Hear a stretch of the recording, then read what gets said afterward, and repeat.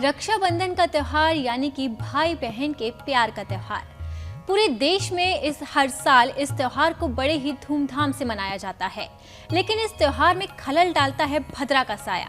तो हमारे साथ स्टूडियो में मौजूद गुरुजी राहुल जी से हम जानते हैं कि आखिरकार भद्रा क्या होती है और इस साल भद्रा का साया कब है। देखिए, राखी इस बार हम लोग 30 अगस्त को मनाएंगे। अब बीच में जो कन्फ्यूजन है वो 30 अगस्त और 31 अगस्त का बन रहा है। ठीक है, पूर्णमासी ओवरऑल आज 30 अगस्त को रहेगा, लेकिन इसमें भद्रा बहुत बड़ा रोल प्ले कर रहा है। अब बात करते हैं सबसे पहले भद्रा होता क्या है। जैसे हमारे पंचांग के 5 अंग होते हैं, तिथि, वार, नक्षत्र, योग, करण। करण इज हाफ ऑफ तिथि।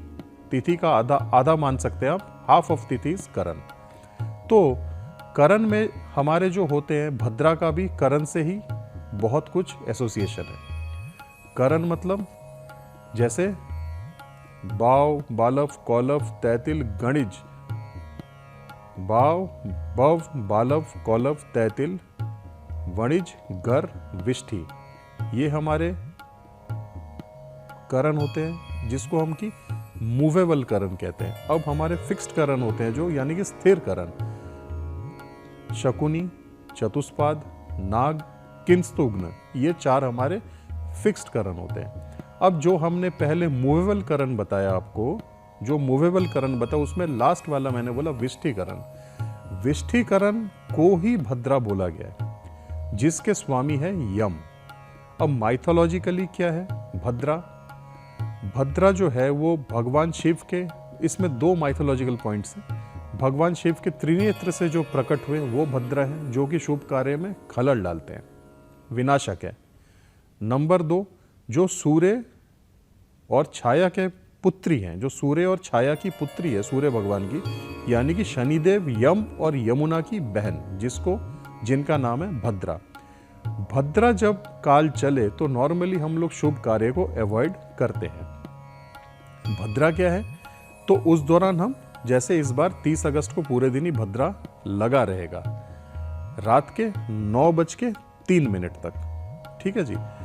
तो अब जब पूरे दिन आपके 9:03 PM तक भद्रा लगा रहेगा, तो जाहिर है उस दौरान रक्षाबंधन तो हो नहीं सकता। भद्रा में उस चीज का निषेध है।